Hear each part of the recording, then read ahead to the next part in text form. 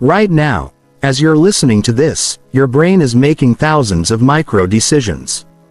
But here's what most people don't realize.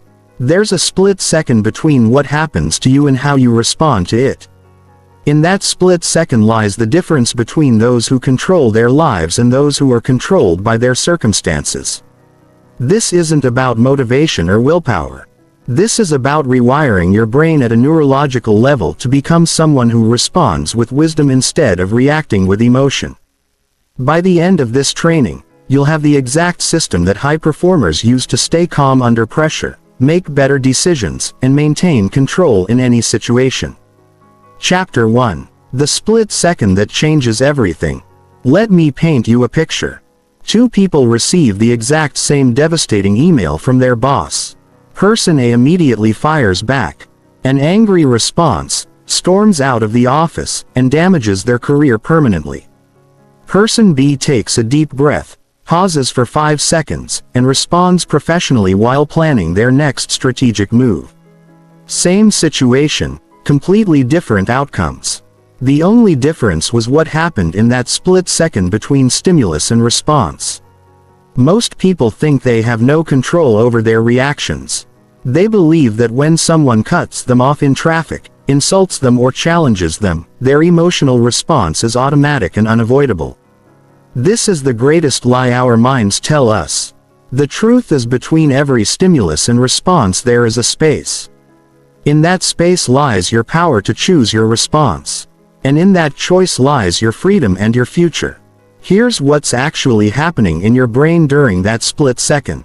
When you encounter a trigger, whether it's criticism, stress, or conflict, your amygdala, the brain's alarm system, immediately floods your body with stress hormones like cortisol and adrenaline. This happens in about 150 milliseconds. Your heart rate spikes, your muscles tense, and your body prepares for fight, flight, or freeze. This is your reactive brain taking control. But here's the game changer. You have another part of your brain called the prefrontal cortex. This is your strategic brain, your rational brain, your response brain. The prefrontal cortex is responsible for impulse control, decision and emotional regulation. The problem is it takes about 500 milliseconds to fully activate. That means you have a 350 millisecond window where your reactive brain is in complete control unless you've trained yourself to bridge that gap. The people who seem naturally calm and composed haven't been blessed with better genetics or circumstances. They've simply trained their brains to activate the prefrontal cortex faster and more consistently. They've learned to recognize the early warning signs of reactivity and interrupt the pattern before it takes control. This isn't just a nice-to-have skill. This is the foundation of every other success skill you'll ever develop. Think about the most successful people you know. The leaders who stay calm in crisis. The negotiators who never lose their cool. The parents who respond to their children with patience instead of frustration. They all share this one fundamental ability. They've mastered the space between stimulus and response. They've trained their minds to pause, assess, and choose their response rather than being hijacked by their emotions. This training isn't about suppressing your emotions or becoming a robot. It's about becoming the conscious architect of your responses instead of the unconscious victim of your reactions. When you master this skill, you'll notice that problems that used to trigger you barely register as inconveniences. Conflicts that used to escalate become opportunities for connection. Stressful situations that used to overwhelm you become challenges you can navigate with clarity and purpose. The research is clear. People who can regulate their emotional responses earn more money, have better relationships, enjoy better health, and experience significantly less stress and anxiety. They're not smarter or more talented. They're simply more skilled at managing the most important six on the planet, the space between their ears. Chapter 2. The hidden cost of reactive living. Before we dive into the solution, you need to understand exactly what reactive living is costing you. Because until you feel the full weight of the problem, you won't commit to the work required for the solution. Reactive living isn't just about having bad days or losing your temper occasionally. It's a systematic destruction of your potential that happens so gradually you might not even notice it. Let's start with your relationships. Every time you react instead of respond, you're making a deposit into the wrong account. When your partner says something that triggers you and you snap back defensively, you're not just having a moment. You're teaching them that you're emotionally unpredictable. When you react with impatience to your children's questions, you're not just showing frustration, you're programming them to see you as unsafe to approach with their real problems. Here's what happens neurologically when you react. Your amygdala hijacks your entire nervous system and floods it with stress chemicals. In that state, your IQ literally drops by an average of 25 points. You become less creative, less empathetic, and significantly less intelligent. You say things you don't mean, make decisions you regret, and damage relationships that took years to build. And here's the kicker. The other person's brain mirrors your emotional state through something called emotional contagion. Your reactivity literally makes them more reactive too, creating a spiral of escalating negative emotions. In your professional life, reactive behavior is even more devastating because the consequences are more visible and longer lasting. That email you sent in anger becomes permanent evidence of your lack of emotional control. That meeting where you got defensive instead of listening becomes the story people tell about your leadership ability. That moment when you interrupted your colleague because you felt threatened becomes the reason they stop bringing you opportunities. The most successful professionals have learned that every interaction is being unconsciously evaluated on two levels: competence and emotional safety. People might respect your technical skills, but they'll only trust you with real responsibility if they believe you can stay calm under pressure. They need to know that when things get difficult, you'll be part of the solution, not part of the problem. But the deepest cost of reactive living is what it does to your relationship with yourself.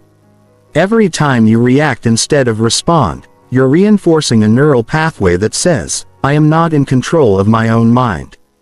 You're strengthening the identity of someone who is at the mercy of their emotions, their circumstances, and other people's behavior.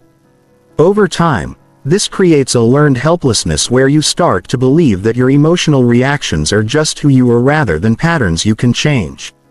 This learned helplessness then becomes a self-fulfilling prophecy. You stop trying to improve your responses because you've convinced yourself it's impossible. You accept mediocrity in your relationships because you believe conflict is inevitable. You settle for less in your career because you don't trust yourself to handle challenging situations professionally. You live a smaller life not because you lack potential, but because you've never learned to access the potential that exists in that space between stimulus and response. The physiological cost is just as real. Chronic reactivity keeps your nervous system in a constant state of hypervigilance. Your cortisol levels remain elevated, which suppresses your immune system, disrupts your sleep, and accelerates aging. Your digestive system struggles because your body is constantly preparing for threats that aren't actually life-threatening. Your cardiovascular system works overtime, increasing your risk of heart disease and stroke. Reactive living doesn't just damage your relationships and career. It literally shortens your lifespan. Perhaps most tragically, reactive living robs you of your ability to learn and grow from difficult experiences. When you're in a reactive state, your brain is focused solely on survival, not learning. You miss the valuable feedback that challenging situations provide. You fail to see the patterns in your triggers. You don't develop the emotional intelligence that comes from conscious reflection on your responses. Instead of becoming wiser and more skilled through your experiences, you simply accumulate emotional scar tissue. The opportunity cost is enormous. Every moment you spend in reactivity is a moment you're not spending in creativity, problem solving, or genuine connection. Every relationship damaged by poor emotional regulation is a network of opportunities lost. Every professional situation mishandled due to reactivity is a chance for advancement that disappears. The life you could be living, the relationships you could be enjoying, the career you could be building, the peace you could be experiencing. All of it remains just outside your reach as long as you remain a prisoner to your reactive patterns. Chapter 3. The Neuroscience of Response versus Reaction. Now that you understand what reactive living costs you, let's dive deep into what's actually happening in your brain and how you can rewire it for response instead of reaction. This isn't just theory. This is the neurobiological foundation that will give you complete confidence in your ability to change these patterns permanently. Your brain has essentially two operating systems. The first is your limbic system, which includes the amygdala and operates at lightning speed to keep you alive. This system evolved over millions of years when immediate physical threats were a daily reality. If a predator appeared, you needed to react instantly. Think later, survive now. The amygdala can process a threat and trigger a full stress response in just 150 milliseconds. That's faster than you can consciously process what's happening. The second operating system is your prefrontal cortex, which is essentially your CEO brain. This is where executive function, emotional regulation, strategic thinking, and impulse control live. The prefrontal cortex can override the amygdala's reaction, but it needs about 500 milliseconds to fully come online. This creates what neuroscientists call the amygdala hijack window, 350 milliseconds, where your reactive brain is in complete control unless you've specifically trained to bridge this gap. Here's the breakthrough understanding that changes everything. Your brain cannot tell the difference between a physical threat and an emotional threat. When someone criticizes your work, interrupts you in a meeting, or cancels plans at the last minute, your amygdala responds exactly as if you were being chased by a predator. Your heart rate spikes, stress hormones flood your system, and your higher brain functions shut down. You're literally experiencing a survival response to a situation that requires strategic thinking. But here's where it gets interesting. Through a process called neuroplasticity, you can actually rewire your brain to activate the prefrontal cortex faster and more consistently. Every time you successfully pause and choose your response, instead of reacting automatically, you're strengthening neural pathways that make this choice easier next time. You're literally building new highways in your brain that lead to emotional regulation instead of emotional explosion. The key mechanism is something called cognitive control networks. These are neural circuits that connect your prefrontal cortex to your LYIC system, allowing your rational brain to communicate with and regulate your emotional brain. The stronger these networks become, the more easily you can maintain emotional equilibrium under pressure. And these networks get stronger every single time you practice pausing, breathing, and choosing your response consciously. Research from Harvard Medical School shows that people who practice emotional regulation techniques for just 8 weeks show measurable changes in brain structure. The prefrontal cortex literally grows thicker and more connected. The amygdala becomes less reactive and more regulated. These aren't just functional changes. These are actual physical transformations in your brain that make emotional control your new default rather than something you have to force. The fascinating part is that this works through what's called top-down regulation. Instead of trying to suppress or control your emotions directly, you're training your prefrontal cortex to send calming signals down to your limbic system. It's like having an excellent manager who can calm down an overwhelmed employee, not by dismissing their concerns, but by providing perspective, resources, and a clear plan of action. Another crucial piece of the neuroscience is understanding mirror neurons. These are brain cells that fire both when you perform an action and when you observe someone else performing that action. This is why emotional states are contagious. Your calm, regulated state actually helps regulate the nervous systems of people around you. When you respond instead of react, you're not just helping yourself. You're creating a field of emotional safety that benefits everyone in your environment. The neurotransmitter systems involved are equally important. Chronic reactivity depletes your serotonin and dopamine while flooding your system with cortisol and adrenaline. This creates a neurochemical state that makes reactivity more likely and response more difficult. But when you practice emotional regulation, you increase production of GABA, which calms the nervous system and strengthen your ability to produce serotonin and dopamine naturally. You're literally changing your brain chemistry to support emotional stability. Perhaps most importantly, you need to understand that your brain's primary job is pattern recognition and prediction. Every time you react to a trigger, you're teaching your brain that this is the appropriate response to this type of situation. You're strengthening a neural pattern that says, when this happens, we do this. But every time you pause and respond differently, you're creating a new pattern. You're teaching your brain that you have choices, that you can handle challenging situations with grace, and that you are in control of your own mental and emotional state. The beautiful thing about neuroplasticity is that your brain remains changeable throughout your entire life. It doesn't matter how long you've been reactive, how ingrained your patterns seem, or how many times you've tried and failed to change. Every moment offers a new opportunity to choose response over reaction. And every choice strengthens the neural networks that make future choices easier. Chapter 4. The Awareness Foundation. Before you can respond instead of react, you must develop what I call emotional awareness. The ability to recognize your emotional state and triggers before they hijack your nervous system. This isn't about analyzing your feelings or diving deep into psychology. This is about developing real-time awareness of your internal state so you can intervene before your amygdala takes control. Most people live with almost zero emotional awareness. They go from calm to angry, from peaceful to anxious, from confident to insecure, without any conscious recognition of the transition. It's like driving a car without a dashboard. You don't know you're running out of gas until the engine stops working.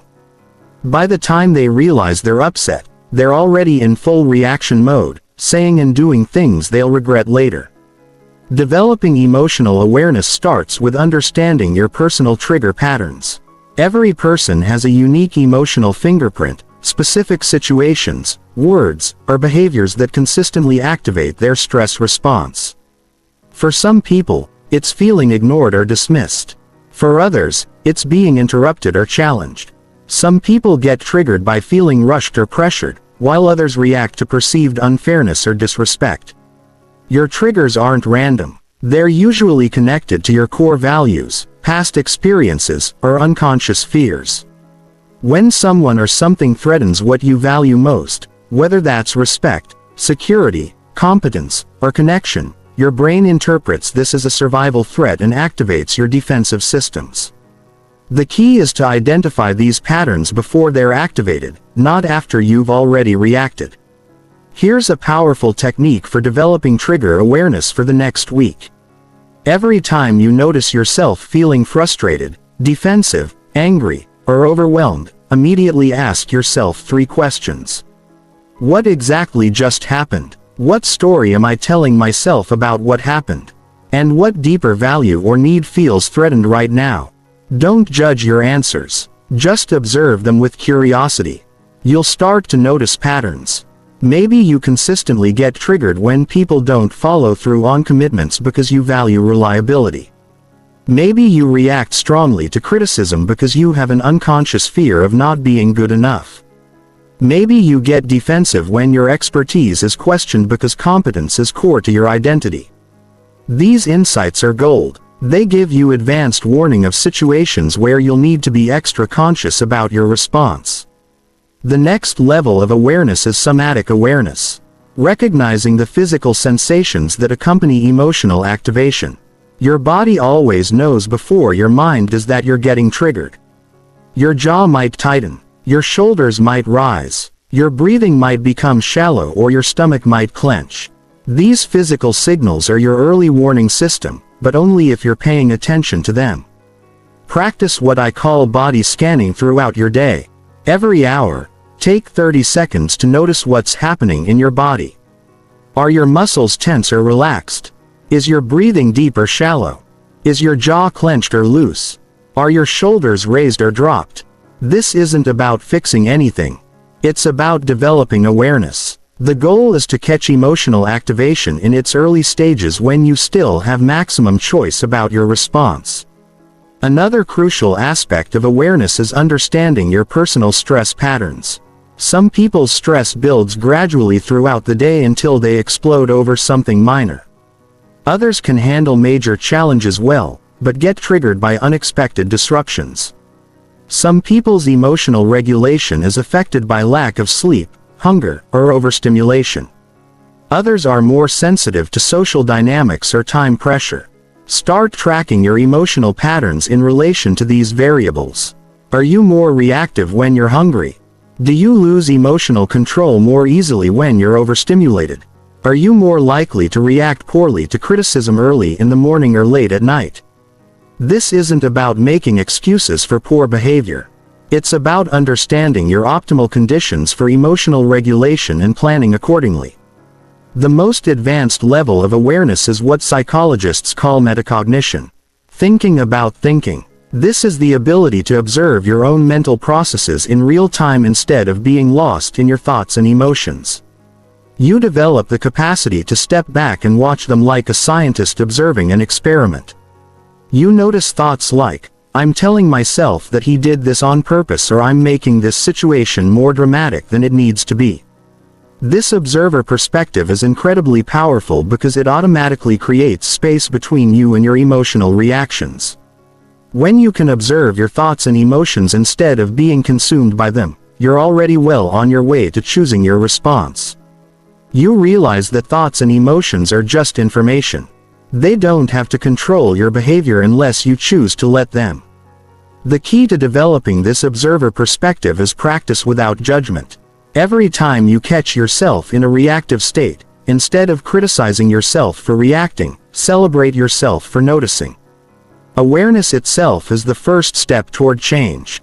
You can't change what you can't see, but once you can see it clearly, change becomes not just possible, but inevitable.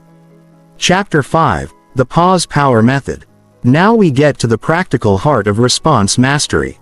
The ability to create conscious pause between stimulus and response. This isn't about counting to 10 or taking a time out. This is about training your nervous system to automatically create space for conscious choice even in high-pressure situations. This single skill will transform every area of your life. The foundation of the pause power method is what I call the sacred second. That crucial moment when you recognize you've been triggered, but before you've reacted.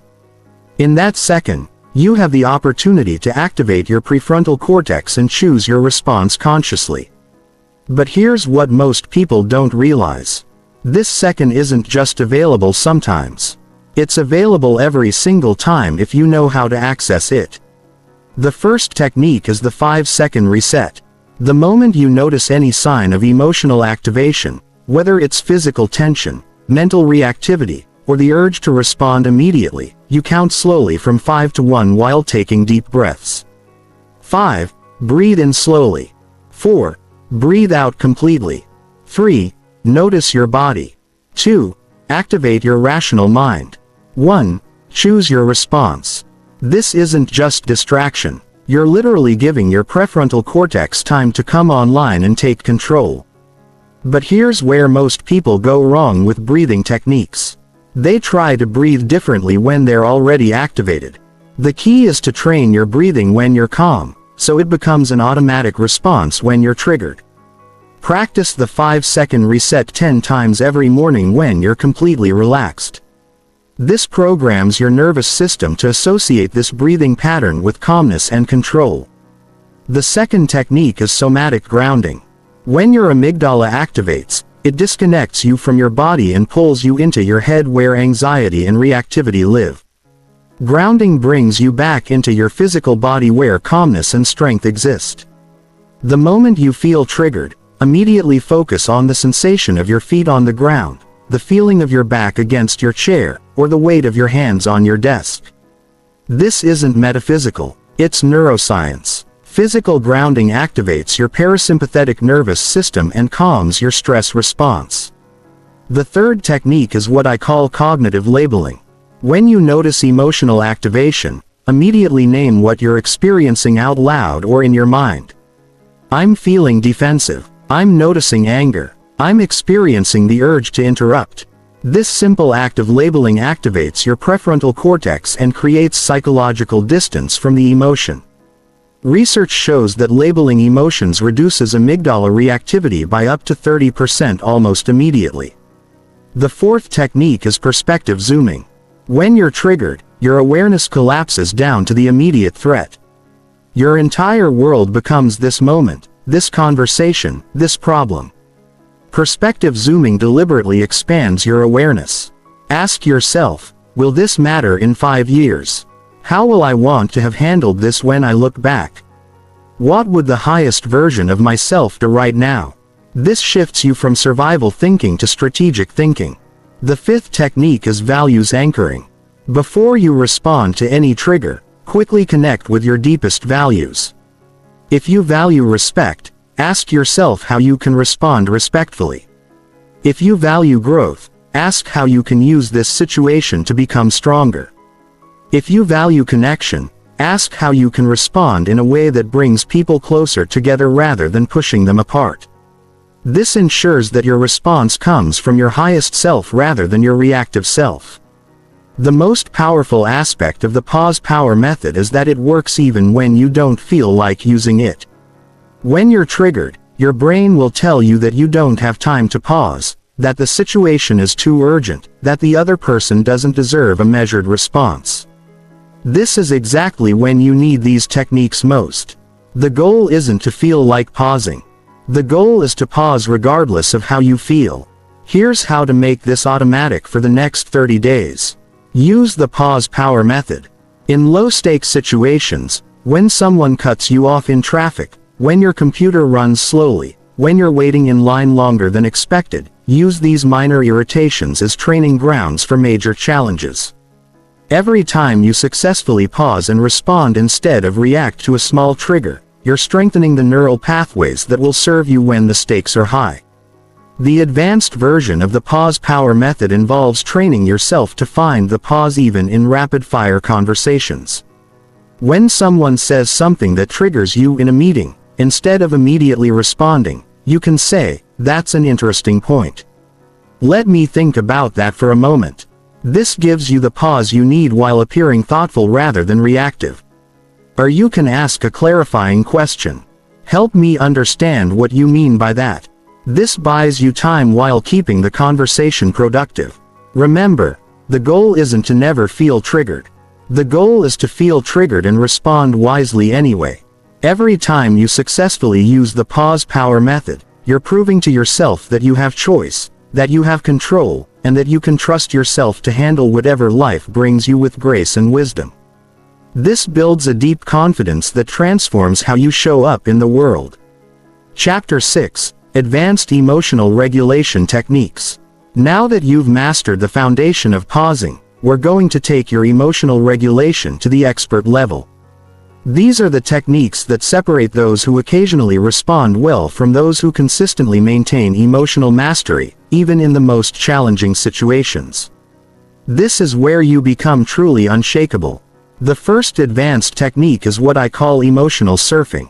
Instead of trying to suppress or avoid difficult emotions, you learn to ride them like a surfer rides a wave. When you feel anger, anxiety or frustration building, instead of fighting it or being consumed by it, you observe it with curious detachment. You notice where you feel it in your body, how it moves and changes, and how it naturally rises and falls. If you don't feed it with reactive thoughts, here's how emotional surfing works in practice. The moment you notice strong emotion arising, immediately shift into observer mode. Say to yourself, "I'm noticing anger in my chest and throat. It feels hot and tight. My breathing is getting shallow. My jaw is clenching." This scientific observation activates your prefrontal cortex and prevents the emotion from hijacking your entire system. You're experiencing the emotion fully without being controlled by it. The key insight is that all emotions are temporary and self-limiting if you don't amplify them with reactive thinking. Anger naturally lasts about 90 seconds if you don't feed it with thoughts about how wrong the other person is. Anxiety naturally dissipates if you don't catastrophize about worst-case scenarios. Fear naturally transforms into excitement if you don't tell yourself stories about all the things that could go wrong. The second advanced technique is physiological regulation through controlled breathing patterns. Your breath is the bridge between your conscious and unconscious mind, between your voluntary and involuntary nervous systems. When you control your breathing deliberately, you can literally reprogram your entire physiological state in real time. The most powerful breathing pattern for emotional regulation is what's called box breathing. Breathe in for 4 counts, hold for 4 counts, breathe out for 4 counts, hold empty for 4 counts. Repeat this cycle 10 times whenever you feel emotionally activated. This pattern balances your autonomic nervous system, reduces cortisol production, and activates your parasympathetic nervous system, which is responsible for calm, clear thinking. But here's the advanced application. You can customize your breathing patterns for different emotional states. When you're feeling anxious or overwhelmed, extend your exhale to be twice as long as your inhale. This activates your vagus nerve and sends immediate calming signals to your brain when you're feeling low energy or unmotivated. Make your inhale longer than your exhale to energize your system. When you need laser focus, use equal count breathing with brief retention.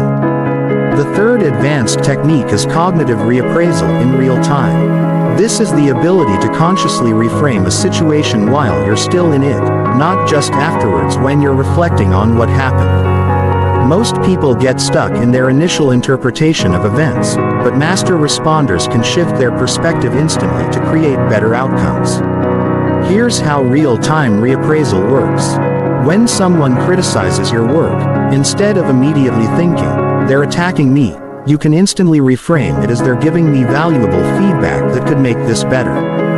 When someone cancels plans last minute, instead of thinking "They don't respect my time," you can reframe it as "I just got an unexpected opportunity to work on my own projects." When you face an unexpected challenge, instead of thinking this is a disaster, you can reframe it as "This is a chance to prove my resilience and problem-solving skills." The key to making reappraisal automatic is to practice it consciously with minor irritations until it becomes your natural response to major challenges. Every traffic jam becomes practice for patience. Every technical difficulty becomes practice for creative problem solving. Every interpersonal conflict becomes practice for communication skills. You're literally rewiring your brain to find opportunity and growth in every situation. The fourth advanced technique is energy management through emotional granularity. Most people have a very limited emotional vocabulary. They're either fine, good, bad, or stressed. But research shows that people who can identify and name their emotions with precision have significantly better emotional regulation and decision-making abilities. Instead of saying you're upset, train yourself to identify whether you're disappointed, frustrated, overwhelmed, anxious, or discouraged. Each of these emotions contains different information and requires different responses. Disappointment might need acceptance and revised expectations. Frustration might need problem-solving action. Overwhelm might need prioritization and delegation. Anxiety might need grounding and perspective. Discouragement might need connection and encouragement. The more precisely you can identify your emotional state, the more precisely you can respond to it. This prevents you from applying the wrong solution to the wrong problem, which often makes emotional situations worse rather than better. The fifth advanced technique is what I call emotional Aikido, using the energy of difficult emotions to create positive outcomes. In martial arts, Aikido teaches you to redirect an opponent's force rather than meeting it with opposing force. The same principle applies to emotional mastery. Instead of fighting against difficult emotions or trying to push them away, you learn to redirect their energy toward positive action. When someone makes you angry, instead of attacking them back, you can redirect that energy into passionate advocacy for what you believe in. When you feel anxious about a challenge, you can redirect that energy into thorough preparation and strategic planning. When you feel hurt by someone's behavior, you can redirect that energy into deeper self-care and boundary setting. Every difficult emotion contains energy that can be transformed into positive action if you know how to work with it skillfully. The mastery level of emotional regulation is developing what psychologists call emotional flexibility. The ability to match your emotional response to what the situation actually requires rather than just reacting from your habitual patterns. Sometimes a situation calls for firmness, sometimes for compassion, sometimes for humor, sometimes for serious focus. Master responders can access the full range of human emotional responses and choose the one that will be most effective for achieving their goals and maintaining their relationships. Chapter 7: The Reframming Revolution. Your mind is constantly creating stories about what happens to you. And these stories determine your emotional state and your response choices more than the actual events themselves. The difference between someone who responds wisely and someone who reacts destructively often comes down to one thing: the quality of the stories they tell themselves about what's happening. This is where reframing becomes your most powerful tool for transformation. Most people don't realize they're constantly interpreting events and that their interpretations are choices, not facts. When your boss gives you critical feedback, you might immediately think, "I'm in trouble" or "I'm not good at my job." But these are interpretations, not facts. The fact is simply that your boss shared their perspective on your work. Everything else is a story you're adding to that fact. And that story is what determines your emotional response and your next actions. The foundation of reframing mastery is understanding the difference between facts and interpretations. Facts are observable, measurable, and verifiable. Sarah didn't respond to my text message as a fact. Sarah is ignoring me. Sarah doesn't care about me, or Sarah is angry with me, are all interpretations. The fact itself is emotionally neutral. It's your interpretation that creates the emotional charge and determines whether you'll respond wisely or react defensively. Here's the revolutionary insight that changes everything. You can choose your interpretations consciously. You don't have to accept the first story your mind creates about what's happening. You can evaluate that story objectively and ask yourself, is this interpretation helpful? Is it accurate? Is it serving my goals and relationships? If the answer is no, you can consciously choose a different interpretation that serves you better. The most powerful reframing technique is what I call the 3 perspectives method. Whenever you find yourself upset about a situation, you consciously generate 3 different interpretations of what's happening. The first is your automatic interpretation, the story your reactive mind immediately created. The second is the most generous interpretation you can imagine. What would you think if you assumed everyone involved had positive intentions and was doing their best? The third is the most empowering interpretation. What story about this situation would leave you feeling most capable and motivated to create a positive outcome? Let's say a colleague interrupts you during a presentation. Your automatic interpretation might be they're trying to undermine me, or they don't respect me. The generous interpretation might be they're excited about the topic and want to contribute, or they just thought of something important they didn't want to forget. The empowering interpretation might be this is an opportunity to demonstrate my expertise by handling the interruption gracefully, or this shows that my presentation is generating engagement and discussion. Notice that all 3 interpretations could be true.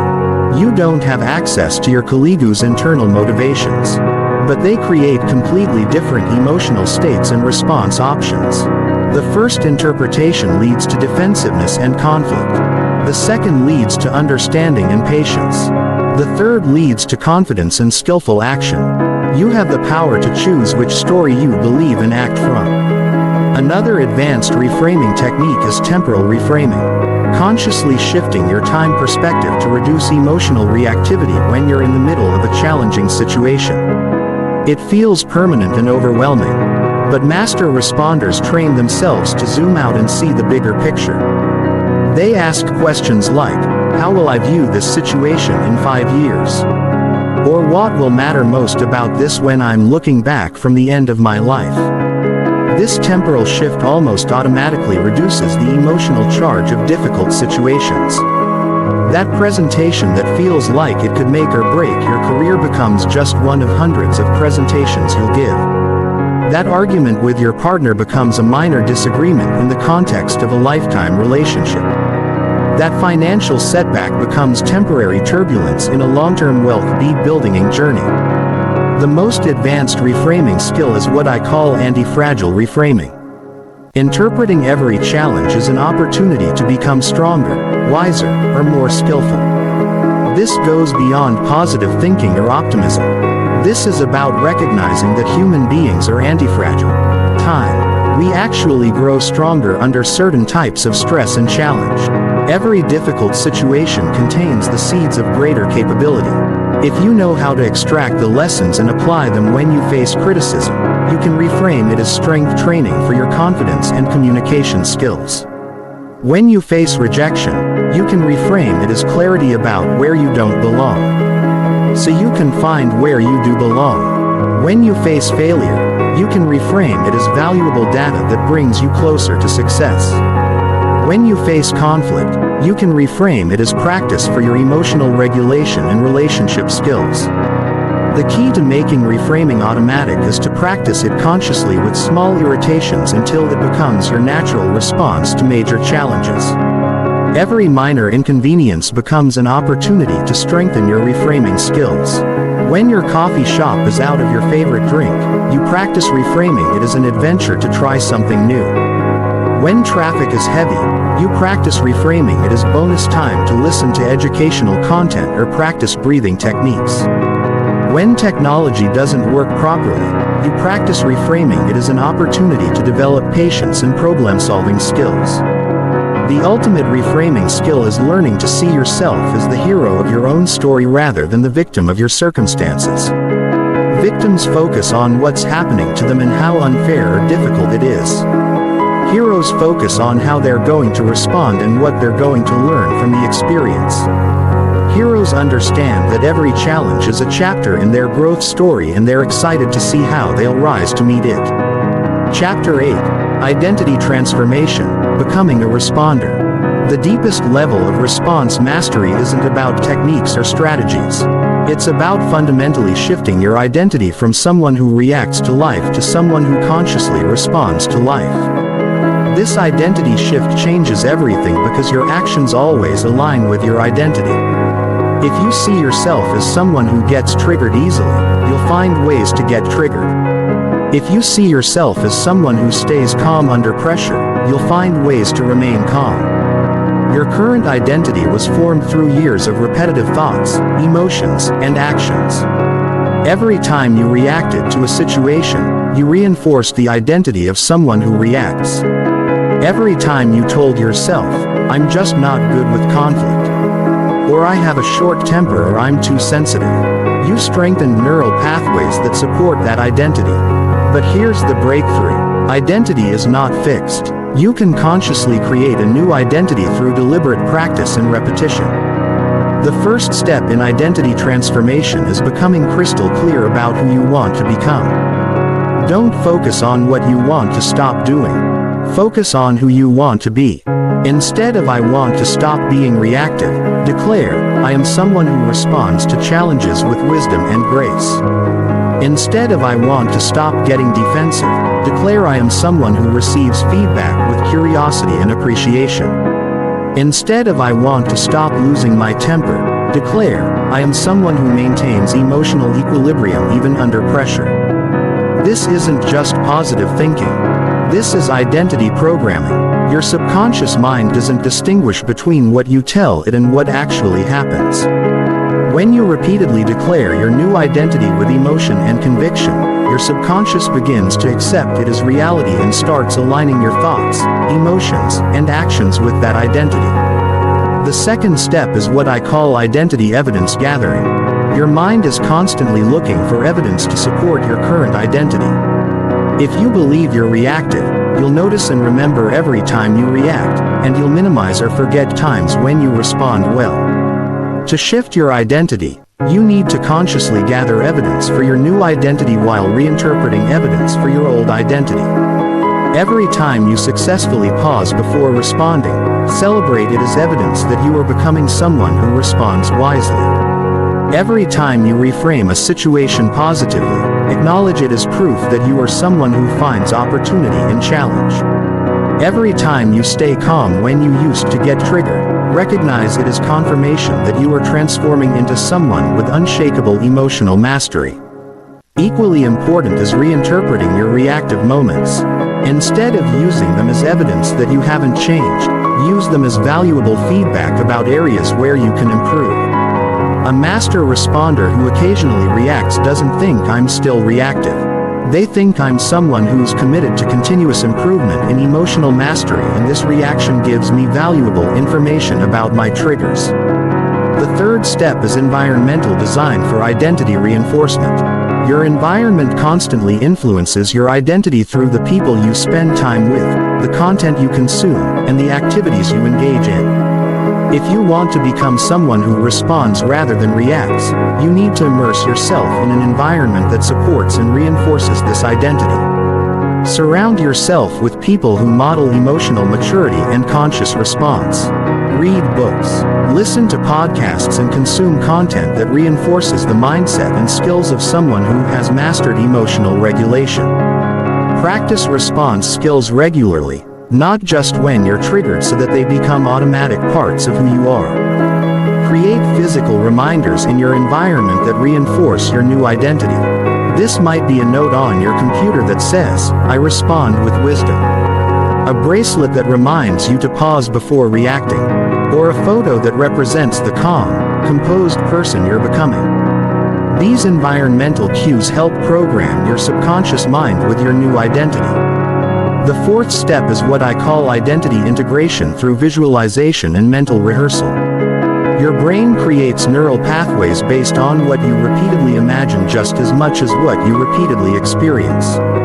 Master athletes use visualization to program perfect performance. And you can use the same technique to program perfect emotional responses. Every day, spend 10 minutes visualizing yourself responding beautifully to challenging situations. See yourself receiving criticism with curiosity instead of defensiveness. Imagine yourself staying calm and strategic when someone is aggressive with you. Picture yourself handling unexpected problems with grace and creativity. Feel the emotions of pride, confidence, and inner peace that come from knowing you can handle whatever life brings you. Make these visualizations as vivid and detailed as possible. See the situations from your own eyes, not like watching a movie. Include all the sensory details, what you see, hear, feel, and even smell. Most importantly, focus on the identity you're embodying. Not just what you're doing, but who you're being. You're not just practicing techniques. You're becoming someone who naturally responds with wisdom and emotional mastery. The fifth step is progressive identity expansion. Start by embodying your new identity in low-stakes situations where it's easier to succeed. Then gradually expand into more challenging contexts. Begin by practicing conscious response with minor irritations like slow internet or long lines. As you build confidence and evidence for your new identity, challenge yourself with more difficult situations like workplace conflicts or family disagreements. Each success builds your identity as someone who can handle increasingly difficult challenges with grace and wisdom. You're not trying to become perfect overnight. You're gradually expanding your capacity for conscious response until it becomes your natural way of being in the world. The transformation is complete when responding consciously no longer feels like something you do, but simply becomes who you are. You don't have to remind yourself to pause or use techniques. You naturally create space between stimulus and response because that's just how you operate. People start to see you as someone who's calm under pressure, wise in conflict, and emotionally mature in all situations. Most importantly, you start to see yourself this way, too. Chapter 9. Real-World Response Mastery. Now it's time to take everything you've learned and apply it to the specific challenging situations you face in your daily life. This is where theory becomes transformation, where techniques become second nature, where you prove to yourself that you truly have mastered the art of response over reaction. We're going to walk through the most common trigger situations and exactly how to handle each one with grace and effectiveness. Let's start with workplace conflicts because this is where reactive behavior can have the most immediate and visible consequences for your career and reputation. Picture this scenario. You're in a meeting and a colleague publicly disagrees with your proposal in a way that feels dismissive or disrespectful. Your immediate impulse might be to defend yourself, prove them wrong, or dismiss their concerns. But a master responder handles this completely differently. First, you recognize the physical sensations of being triggered. Maybe your face feels flushed, your jaw tightens, or your heart rate increases. Instead of speaking immediately, you take one conscious breath to activate your prefrontal cortex. Then you use cognitive reframing in real time. Instead of thinking they're attacking me, you think they have concerns that might make this proposal better. Instead of focusing on being right, you focus on the outcome you want to create, which is probably a successful project, not winning an argument. Your response might sound like this. I appreciate you bringing up those concerns, Tom. Help me understand more about your perspective on the risks you're seeing. This response accomplishes multiple things simultaneously.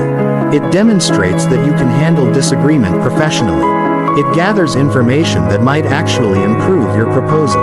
It keeps the focus on the project's success rather than personal ego, and it models emotional maturity that enhances your reputation as a leader. The key insight is that workplace conflicts are never really about the surface issue. They're always about respect, recognition, competence, or control. When someone challenges your idea, they might really be saying, I want my expertise to be valued. Or, I'm concerned about being blamed if this goes wrong. When you respond to the underlying need instead of just the surface challenge, you often transform conflicts into collaboration. Now, let's tackle personal relationships where emotional triggers run deeper because the stakes feel higher. Imagine your partner says something that feels critical or dismissive. Your reactive brain immediately interprets this as an attack on your worth or a threat to the relationship. Your impulse might be to defend yourself, criticize them back, or withdraw and shut down. But master responders understand that intimate relationships require a different kind of response mastery. The first step is recognizing that your partner's behavior is usually about their own internal state, not about you. If they're being critical, they might be feeling overwhelmed, unappreciated, or disconnected. If they're being distant, they might be processing something difficult or feeling insecure. This doesn't excuse hurtful behavior, but it helps you respond to the person instead of just reacting to the behavior. Your response might sound like this.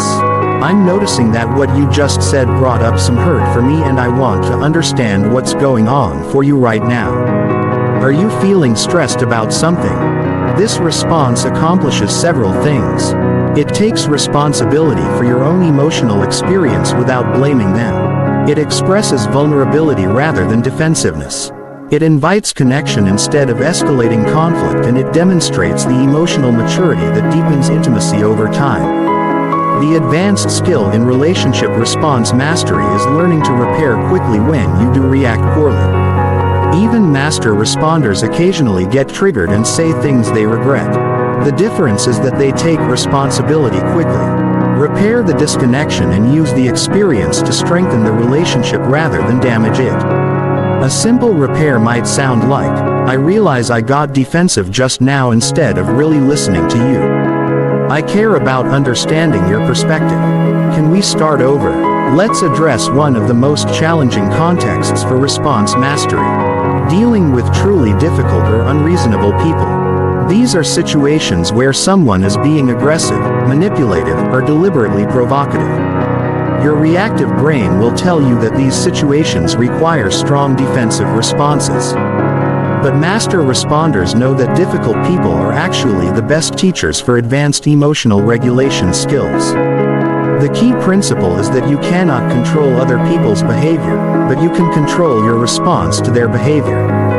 When someone is being unreasonable, your goal isn't to make them reasonable. It's to maintain your own center while protecting your boundaries. This might mean staying calm while clearly stating what you will and won't accept.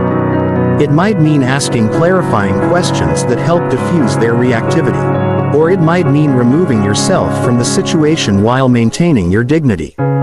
Your response to difficult behavior might sound like this. I can see that you feel strongly about this. I want to find a solution that works for both of us, and I think we'll be more successful if we can keep this conversation respectful.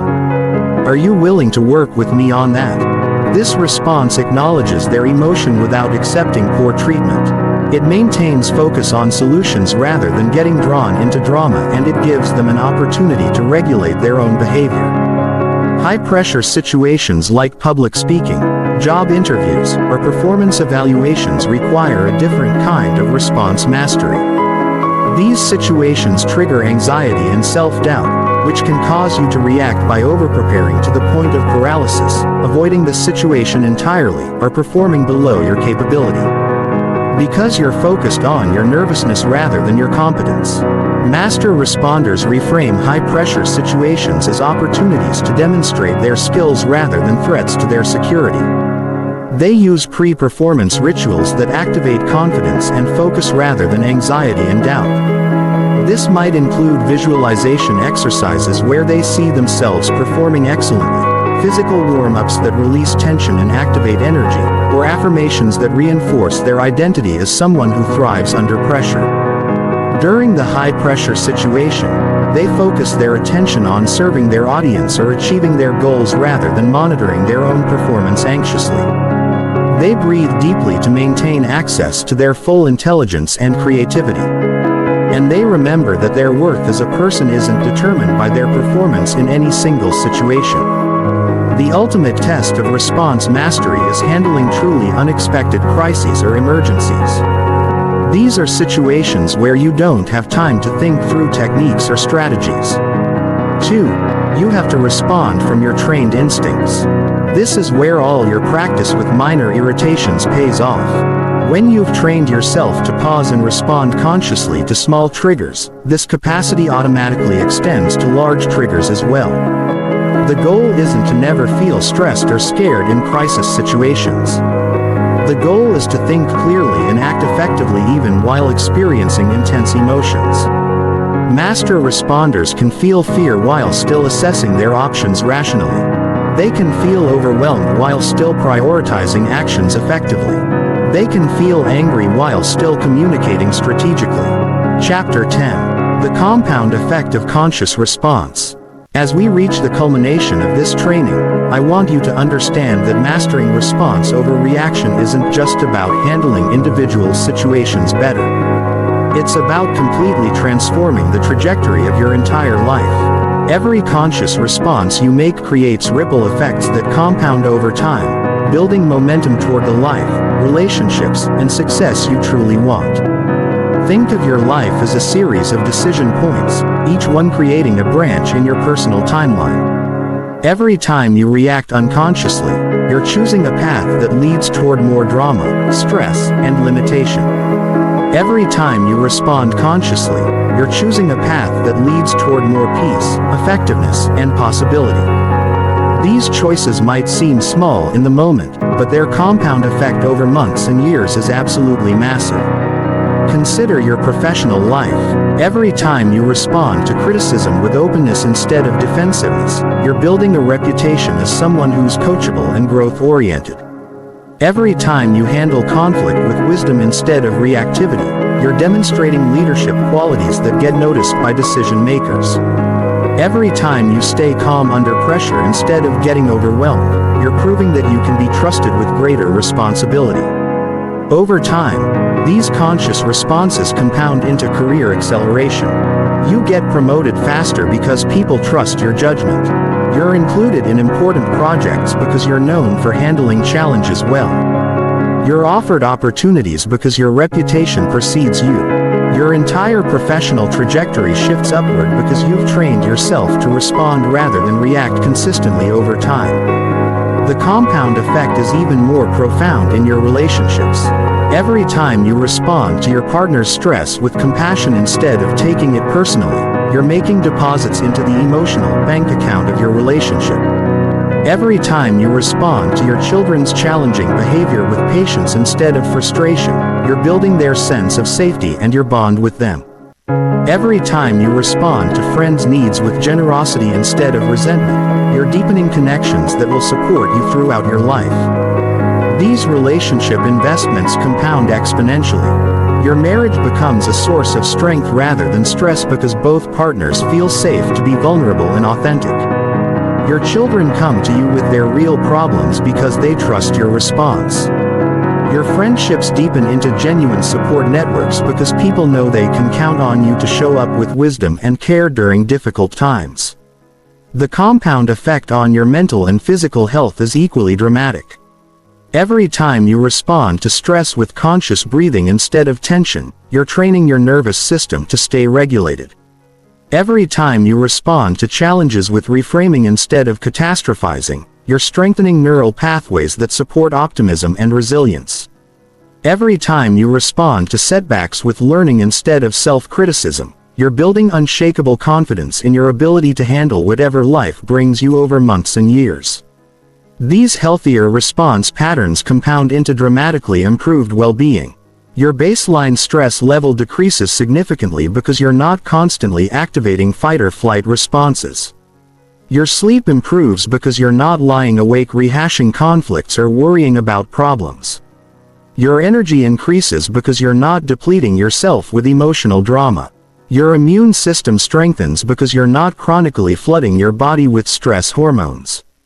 Perhaps most importantly, the compound effect of conscious response creates what I call gravitational transformation. You become the kind of person who naturally attracts positive people and opportunities into your life.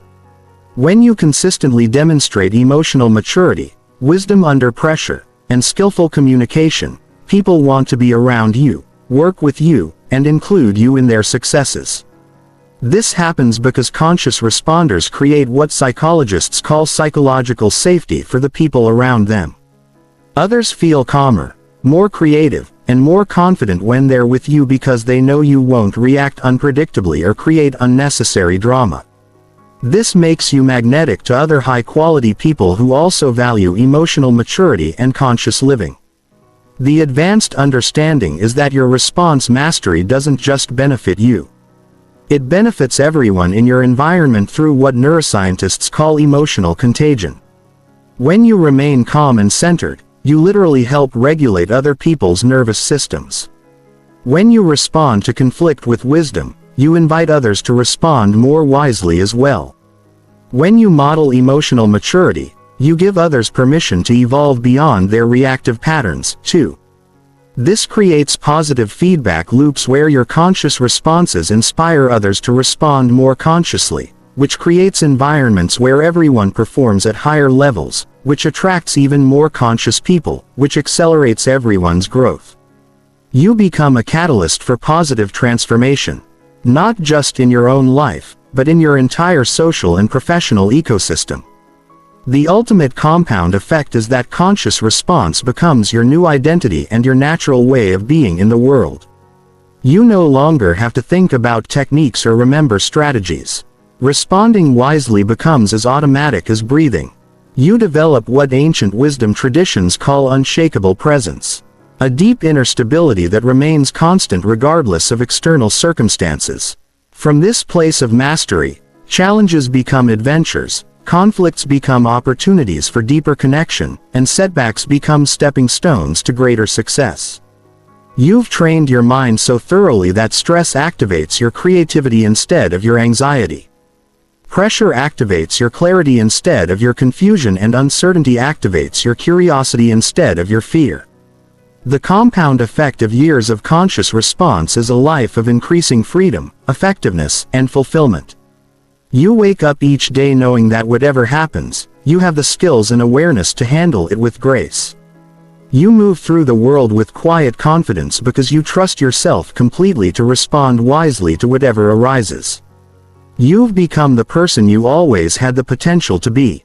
Someone who shapes reality through conscious choice rather than being shaped by unconscious reaction. This is the promise and the power of training your mind to respond rather than react. Every pause you take, every breath you breathe, every conscious choice you make is an investment in the extraordinary life that awaits you on the other side of emotional mastery. The question isn't whether this transformation is possible. The question is whether you're ready to claim it. Chapter 11. The 90-Day Response Mastery Protocol. Now that you understand the principles and techniques of response mastery, it's time to create a systematic implementation plan that will make these skills automatic and permanent in your life. This isn't about trying harder or relying on willpower. This is about creating a structured 90-day protocol that rewires your brain through deliberate practice and progressive challenge. The reason we use a 90-day framework is based on neuroscience research that shows it takes approximately 66 to 90 days of consistent practice to create automatic neural pathways. During this period, you're literally rebuilding your brain's default response patterns. The first 30 days focus on awareness and basic pause techniques. The second 30 days focus on advanced regulation and reframing skills. The final 30 days focus on integration and real-world mastery. Days 1 through 30 are your foundation phase. Your primary focus during this month is developing trigger awareness and mastering the basic pause response. Every morning, spend 10 minutes practicing the 5-second reset breathing pattern when you're completely calm. This programs your nervous system to associate this breathing with peace and control, making it automatically available when you're triggered. Throughout each day, practice micro pauses with minor irritations. When your computer loads slowly, pause and breathe before reacting with frustration. When someone cuts you off in traffic, pause and reframe before reacting with anger. When you have to wait longer than expected, pause and find gratitude before reacting with impatience. These small moments are your training ground for bigger challenges. Keep a daily response journal during this first month. Each evening, write down 3 situations where you noticed emotional activation, how you handled each one, and what you learned. Don't judge your performance. Simply observe and learn. You're building self-awareness and recognizing your personal trigger patterns. Most importantly, celebrate every small win. Every moment you pause instead of reacting immediately is evidence that you're rewiring your brain successfully. The key insight for this first month is that you're not trying to be perfect. You're simply trying to increase your awareness of the space between stimulus and response. Some days you'll catch yourself after you've already reacted. And that's still progress because awareness is the first step toward change. Some days you'll catch yourself in the middle of reacting and choose a different path, which is even better. And some days you'll pause before reacting at all, which is excellent. Days 31 to 60 are your development phase.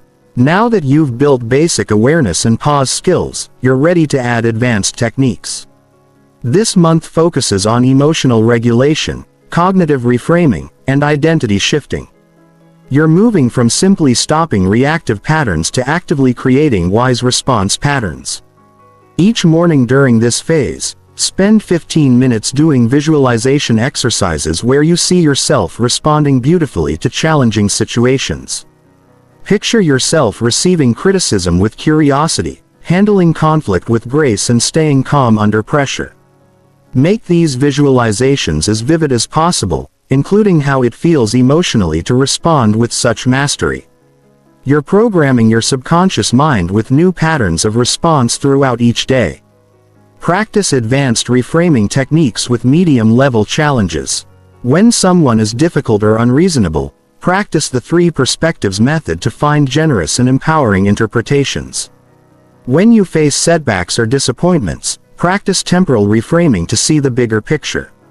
When you encounter criticism or feedback, practice antifragile reframming to find the growth opportunity hidden in the challenge. This is also when you begin deliberately seeking slightly uncomfortable situations to practice your skills. Volunteer to lead a meeting where you might face disagreement. Have a difficult conversation you've been avoiding. Take on a project that stretches your abilities. You're not seeking stress for its own sake.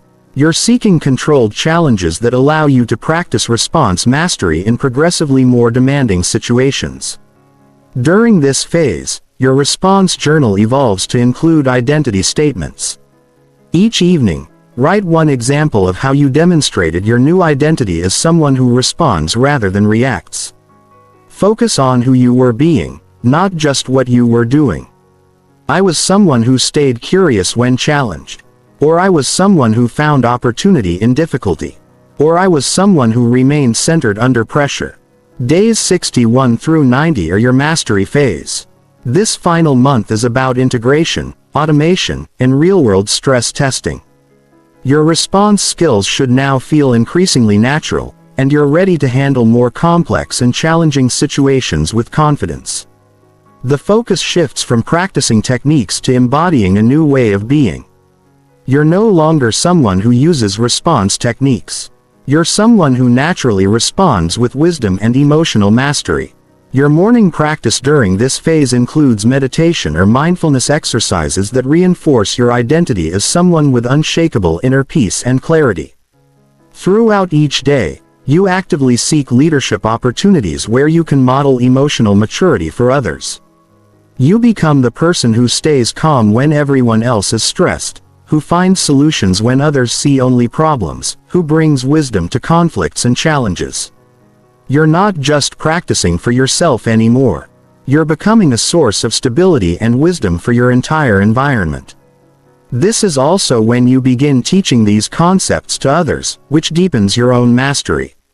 Share what you're learning with family members, colleagues, or friends who are struggling with emotional reactivity. Teaching forces you to understand the concepts at a deeper level and reinforces your own commitment to conscious response. The final week of your 90-day protocol includes a comprehensive review and integration process. Look back at your journals from all 3 phases and notice how much you've changed. Celebrate the transformation you've created through consistent practice and commitment. Set intentions for continuing your growth beyond the formal 90-day period. Most importantly, understand that this 90-day protocol isn't the end of your journey. It's the foundation for a lifetime of continuous growth in emotional mastery. You've built the neural pathways and established the habits that will serve you for the rest of your life. From this point forward, maintaining your response mastery requires only consistent practice and ongoing commitment to growth. The beauty of this systematic approach is that it works regardless of your starting point, your personality, or your past patterns of reactivity. The brain's capacity for neuroplasticity means that anyone can rewire their response patterns through deliberate practice. The 90-day protocol simply provides the structure and progression that makes this transformation both achievable and sustainable. Chapter 12: Overcoming Resistance and Setbacks. As you begin implementing response mastery in your life, you will encounter resistance both from your own mind and from your environment. This resistance isn't a sign that you're failing or that change is impossible. It's a natural and predictable part of any meaningful transformation. Understanding how to work with resistance rather than fighting against it is crucial for long-term success. The first type of resistance comes from your own subconscious mind, which is programmed to keep you safe by maintaining familiar patterns even when those patterns no longer serve you. Your subconscious doesn't distinguish between what's good for you and what's familiar to you. It simply tries to keep you operating in ways that have allowed you to survive so far. When you begin changing your response patterns, your subconscious will create thoughts and feelings designed to pull you back to your old ways. This internal resistance often shows up as thoughts like, "This is too hard. It's not working. I'm not the kind of person who can stay calm," or "I tried this before and it didn't work." These thoughts feel very real and compelling, but they're simply your old programming trying to maintain itself. The key is to recognize these thoughts as resistance rather than truth and to continue practicing anyway. The most effective way to overcome internal resistance is through what I call micro-commitments. Tiny sustainable actions that build momentum without triggering your subconscious alarm system. Instead of trying to transform overnight, commit to just 5 minutes of morning breathing practice. Instead of attempting to never react again, commit to pausing just 1 second longer before responding. Instead of trying to love criticism, commit to taking 1 conscious breath when you receive feedback.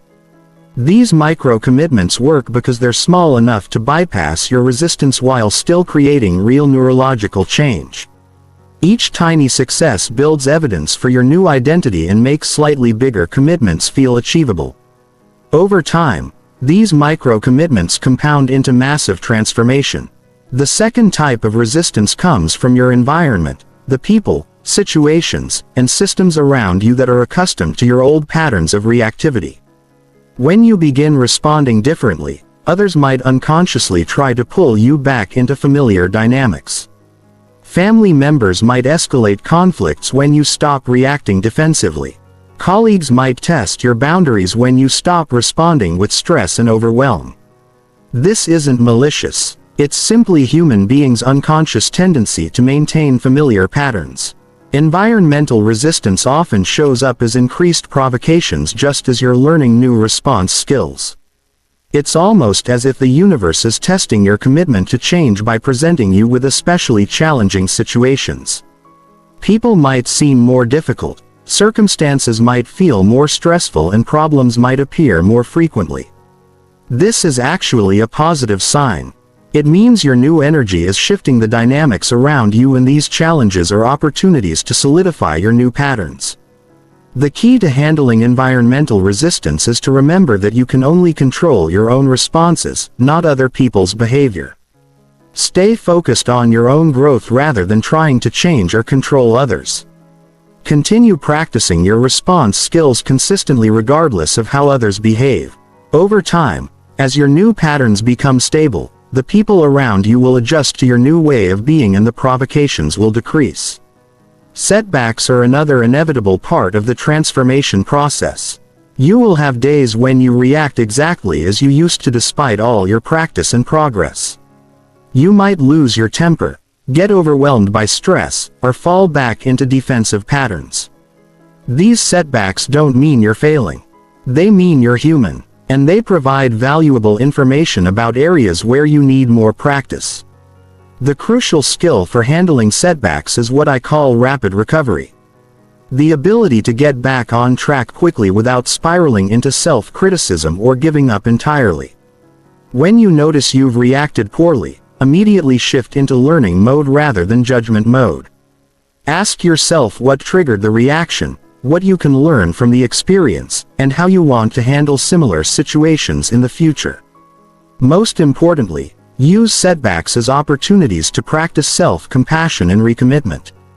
Treat yourself with the same kindness you would show a good friend who was learning a difficult skill. Acknowledge that learning new patterns takes time and practice, and that setbacks are a normal part of the process. Then recommit to your practice with renewed understanding rather than abandoning it out of discouragement. One of the most subtle forms of resistance is perfectionism. The belief that you should master these skills immediately and never struggle with emotional reactivity again. Perfectionism actually undermines your progress because it creates additional stress and self-judgment that make emotional regulation more difficult. The goal isn't perfection. The goal is progress and gradual improvement over time. Advanced practitioners understand that response mastery is a lifelong practice, not a destination. Even people who have practiced these skills for years occasionally get triggered and react in ways they regret. The difference is that they recover quickly, learn from the experience, and continue growing rather than using temporary setbacks as evidence that change is impossible. Another common form of resistance is what psychologists call regression to the mean. The tendency to revert to old patterns during times of high stress or major life changes. When you're dealing with significant challenges like health problems, relationship difficulties, career transitions, or financial stress, your brain may default to familiar coping mechanisms even when you've been practicing new ones successfully. The key to navigating regression periods is to lower your expectations temporarily while maintaining your core practices during highly stressful times. Focus on the most basic response skills like conscious breathing and simple pauses. Don't try to be perfect. Just try to be slightly more conscious than you would have been in the past. These challenging periods often provide the most valuable opportunities for growth once you've navigated through them. Understanding and expecting resistance makes you much more likely to persist through the inevitable challenges of transformation. When you know that resistance is normal and temporary, you can work with it skillfully rather than being derailed by it. You develop what resilience researchers call implementation strength. The ability to continue moving toward your goals even when motivation is low or circumstances are difficult. The ultimate key to overcoming resistance is remembering your deeper why.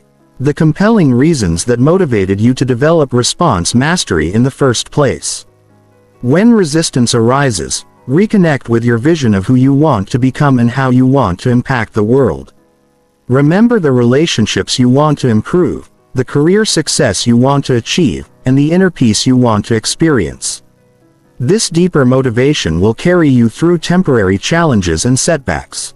Chapter 13. Advanced Integration Strategies. At this level of development, response mastery becomes less about using specific techniques and more about embodying a fundamentally different way of being in the world.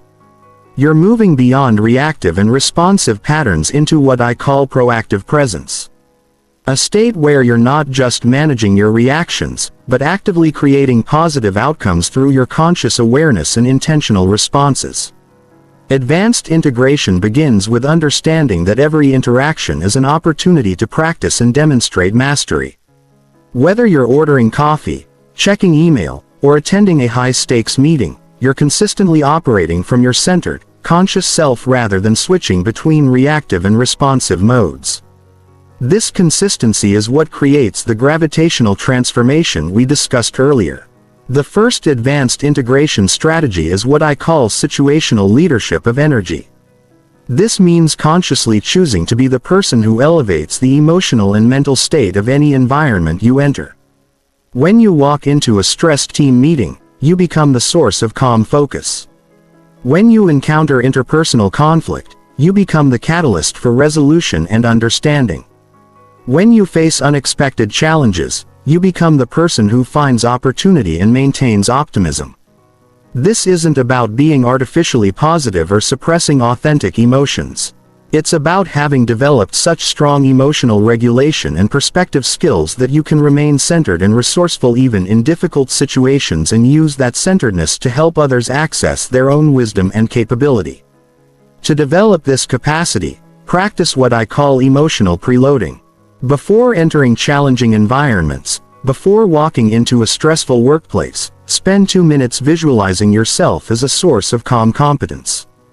Before entering a difficult family gathering, connect with your intention to be loving and patient regardless of others' behavior. Before attending a high-pressure social event, anchor yourself in confidence and genuine interest in others. The second advanced integration strategy is micro-leadership moments.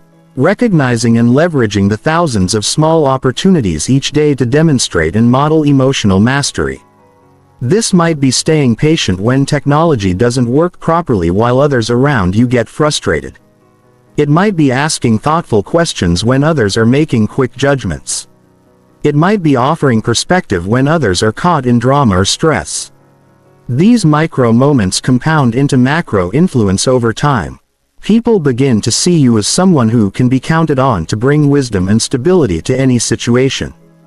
This reputation opens doors, creates opportunities and attracts higher quality relationships and professional collaborations. The third strategy is systems-level response mastery. Recognizing that your individual response patterns are part of larger systems, including family dynamics, organizational culture, and social networks. As you develop mastery, you begin to influence these systems positively rather than just adapting to them. In family systems, this might mean being the person who breaks generational patterns of reactivity and conflict. Instead of perpetuating familiar dramatic dynamics, you model healthy communication and emotional regulation. Over time, this influences the entire family system toward greater health and functionality. In organizational systems, this might mean being the leader who creates psychological safety and high performance through emotional intelligence rather than pressure and control. You become known for your ability to navigate complex interpersonal dynamics, manage difficult personalities, and maintain team effectiveness even during challenging periods. The fourth strategy is what I call adaptive response mastery. Developing the flexibility to match your response style to what each situation actually requires rather than having a limited range of responses. Sometimes a situation calls for gentle compassion, sometimes for firm boundaries, sometimes for playful humor, sometimes for serious focus. Master responders can access the full spectrum of human, emotional, and behavioral responses and choose consciously which one will be most effective. This requires developing what psychologists call emotional granularity, the ability to identify and express subtle distinctions in emotional states. Instead of having just a few emotional gears like happy, sad, angry, or stressed, you develop access to dozens of emotional states like curious, determined, playful, focused, compassionate, firm, creative, or strategic. This expanded emotional vocabulary allows for much more precise and effective responses. The fifth strategy is legacy-level integration, operating from the perspective of the long-term impact you want to have on the people and systems around you. Every interaction becomes an opportunity to contribute to the legacy you want to leave. Every response becomes a chance to model the kind of consciousness and wisdom you want to see more of in the world. This perspective shifts you from thinking about immediate outcomes to considering generational impact. How do you want to be remembered by your children and their children? What kind of influence do you want to have on your industry or profession? How do you want to contribute to the evolution of human consciousness and wisdom? Operating from this legacy perspective naturally calls forth your highest and wisest responses. It becomes much easier to choose patience over reactivity when you remember that your children are learning how to handle stress by watching you. It becomes easier to choose integrity over expediency when you remember that your professional reputation will influence opportunities for decades. The most advanced integration strategy is what I call effortless mastery, the point where conscious response becomes so natural and automatic that it requires no effort or intention. You no longer have to remember to pause or choose your response. You naturally create space between stimulus and response because that's simply how your nervous system operates. Now, at this level, emotional triggers don't disappear, but they're processed so quickly and skillfully that others rarely notice them. You might feel a momentary flash of irritation, disappointment, or concern. But it passes through your system like weather through the sky without creating reactive storms. This effortless mastery isn't achieved through willpower or control. It emerges naturally through years of consistent practice and integration, like a master music who no longer thinks about finger placement or breathing technique. You no longer think about response strategies because they've become integrated into your identity and automatic nervous system functioning. The beautiful paradox of advanced integration is that as your skills become more sophisticated and powerful, they also become more simple and natural. You're not using complex techniques or strategies. You're simply being yourself. But yourself has been transformed through dedicated practice into someone who embodies wisdom, emotional mastery, and conscious response as natural ways of being. Chapter 14. Maintaining Momentum and Lifelong Growth. Response mastery isn't a skill you learn once and then maintain without effort. It's a capacity that either grows stronger through consistent practice or gradually weakens through neglect.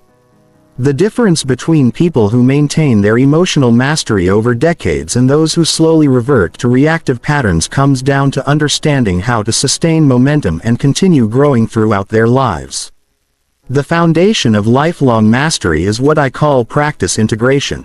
Weaving response mastery skills into your daily life so seamlessly that maintaining them requires no additional time or effort. Instead of thinking of emotional regulation as something you do in addition to your regular activities, you transform your regular activities into opportunities for continuous practice and refinement. Your morning routine becomes practice for centering and intention setting. Your commute becomes practice for patience and present moment awareness. Your work interactions become practice for conscious communication and conflict resolution. Your evening routine becomes practice for reflection and gratitude. Every aspect of your day serves your ongoing development in emotional mastery. The key insight is that maintaining momentum doesn't require perfection or constant attention to your emotional state.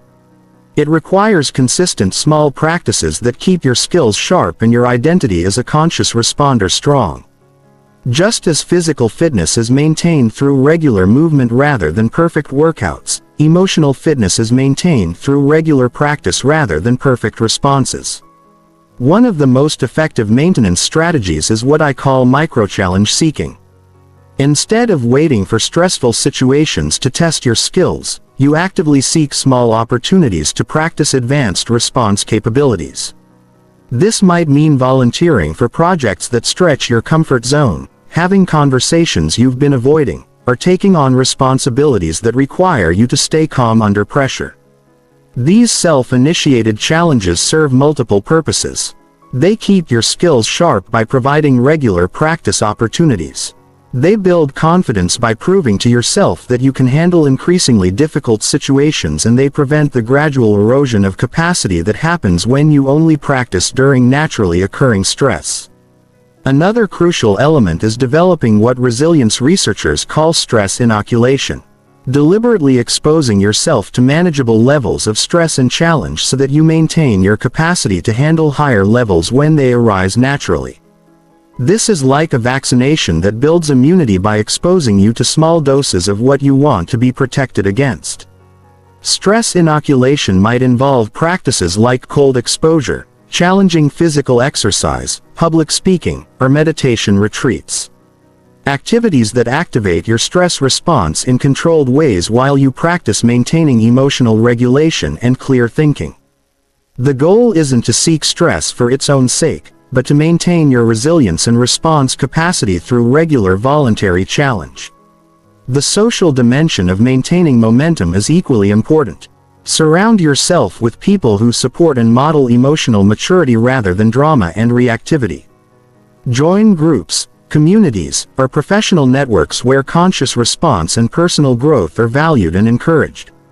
These relationships provide both accountability and inspiration for continued development. Consider finding mentors who have mastered the skills you're still developing. And also become a mentor to others who are earlier in their journey teaching and modeling response. Mastery for others deepens your own understanding and commitment to these principles. You develop what psychologists call virtuous competence, the satisfaction that comes from using your skills in service of others' growth and well-being. Regular self-assessment and course correction are essential for lifelong growth. Every month, honestly evaluate your progress in key areas like emotional regulation, response quality, relationship satisfaction, and professional effectiveness. Notice areas where you're growing stronger and areas where you might be sliding backward. Adjust your practices and focus accordingly. This self-assessment isn't about self-criticism or perfectionism. It's about maintaining awareness of your ongoing development and making conscious choices about where to invest your growth energy. Sometimes you might need to focus more on patience and understanding in family relationships. Other times you might need to develop greater assertiveness and boundary setting in professional contexts. The concept of mastery phases is crucial for maintaining motivation over long periods. Understand that your development in response mastery will go through natural cycles of rapid growth, plateau periods, and integration phases. During rapid growth phases, you'll notice dramatic improvements in your emotional regulation and response quality. These periods are exciting and motivating. Plateau periods can be more challenging because progress feels slower or even stagnant. During these times, focus on refinement and deepening rather than dramatic change. You might work on subtle aspects like the quality of your presence, the elegance of your communication, or the consistency of your responses across different contexts. Integration phases are when new capabilities become automatic and natural. These periods might not feel like growth because the skills have become so integrated into your identity that you don't notice them anymore. Trust that this integration is actually a sign of deep mastery rather than lack of progress. One of the most important long-term strategies is developing what I call growth curiosity. Maintaining genuine interest in your own development and the ongoing refinement of your response capabilities. Instead of thinking, "I've learned this already," cultivate attitudes like, "I wonder how I can respond even more skillfully to this type of situation," or, "What nuances of this skill haven't I fully developed yet?" This curiosity prevents the stagnation that comes from believing you've already mastered these capabilities. There are always subtler levels of awareness, more refined response options, and deeper levels of integration available. Master practitioners maintain beginner's mind even after decades of development. The ultimate maintenance strategy is connecting your response mastery to something larger than personal benefit.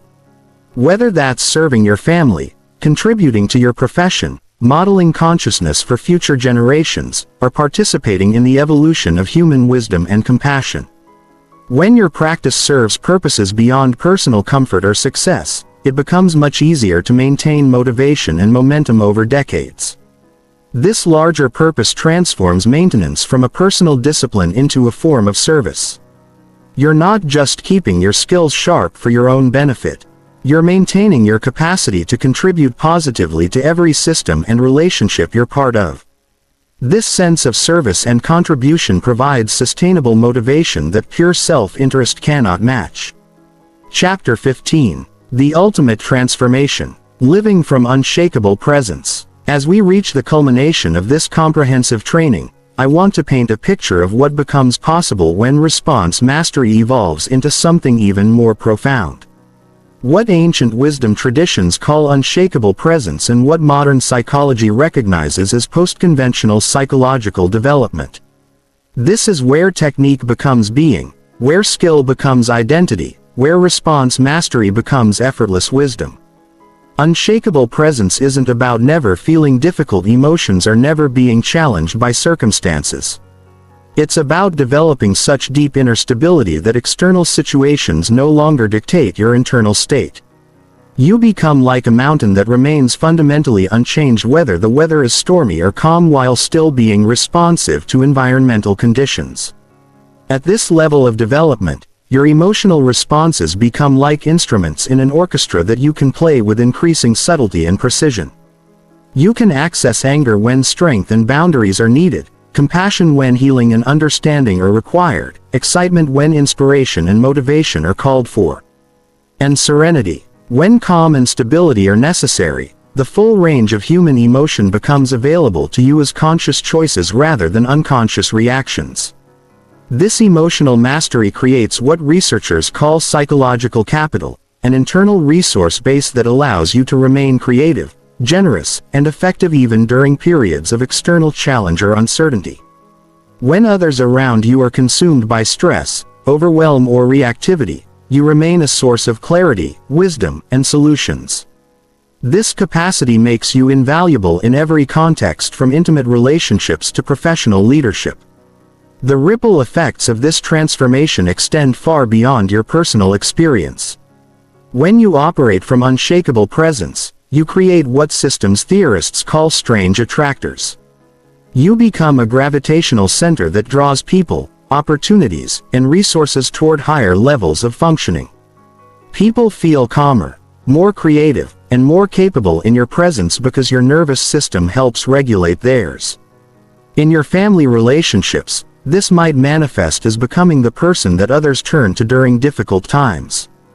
Not because you have all the answers, but because your presence itself is reassuring and your responses consistently demonstrate wisdom and love.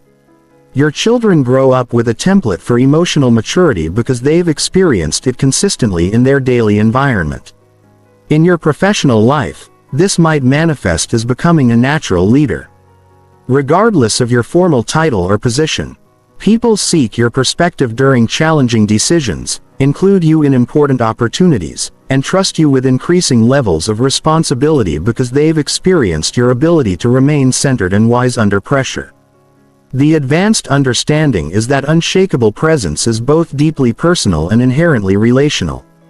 As you develop this capacity, you realize that your individual consciousness is inseparably connected to the consciousness of everyone around you. Your inner peace contributes to collective peace. Your emotional wisdom contributes to collective wisdom. Your conscious responses contribute to the evolution of human consciousness itself.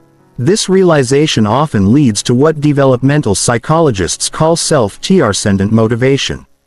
The desire to contribute to something larger than personal success or happiness. You begin operating not just from your own needs and goals, but from a sense of responsibility to use your developed capacities in service of the greater good. This might manifest as mentoring others in emotional intelligence, creating environments that support psychological safety and human flourishing, or simply modeling the kind of consciousness you want to see more of in the world. The specific form matters less than the underlying shift from self-focused to service-focused motivation. One of the most profound aspects of this ultimate transformation is the development of what contemplative traditions call witnessing consciousness.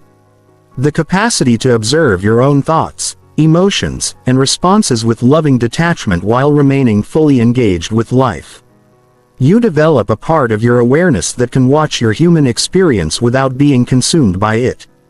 This witnessing capacity allows for unprecedented levels of choice and freedom. Even when you feel strong emotions, part of you remains connected to your essential stillness and wisdom. Even when you face significant challenges, part of you remains confident in your ability to navigate whatever arises with grace and skill. The paradox of advanced development is that as your capacities become more sophisticated, your approach becomes more simple. You're not using complex techniques or strategies. You're simply being present with what is while allowing your highly developed nervous system and consciousness to respond naturally and appropriately to each moment. This simplicity is the result of what learning theorists call unconscious competence. Skills that have been practiced so thoroughly that they operate automatically without conscious attention. Just as a master craftsperson doesn't think about using their tools, you don't think about using response techniques because conscious response has become your natural way of being.